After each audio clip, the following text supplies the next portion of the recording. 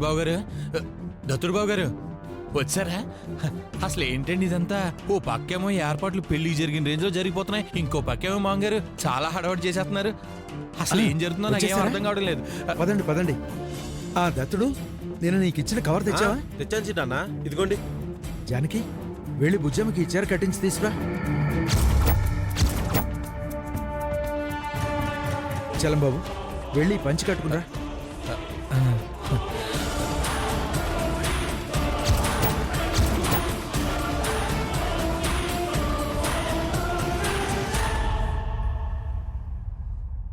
పంతులు గారు, అయ్యా, అంతా సిద్ధమేనా? అంతా రెడీయేనండి. ముందు అమ్మాయిని రెడీ చేసి తీసుకురండి, నేను గౌరీ పూజకు సిద్ధం చేస్తాను. అలాగే.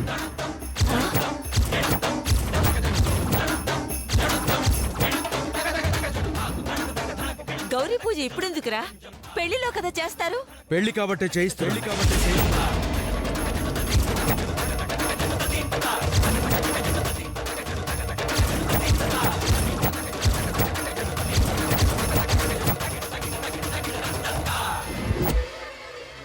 అమ్మోని అమ్మో, ఈడేంటి ఎంత ట్విస్ట్ ఇచ్చేసాడు? ఒరే దత్తుడు, వెళ్ళి నీ కాబోయే భావం రెడీ చేసి తీసుకురా. ముహూర్తాలు చూడకుండా ఈ పెళ్లి ఏంట్రా? నేను ఒప్పుకోను. అన్నీ చూసుకునే ఈ గుడికి తీసుకొచ్చాను. ముందే చెప్తే అందరూ అడ్డుకుని ఏదో రకంగా పెళ్ళాపాలను చూస్తారుగా, అందుకే చెప్పలేదు. అందరూ ఎవరులే, నీ దృష్టిలో నేనేగా దోషిని. సంతోషం, కనీసం ఇప్పటికైనా ఒప్పుకున్నావు. నువ్వు వెళ్ళరా, టైం అవుతుంది.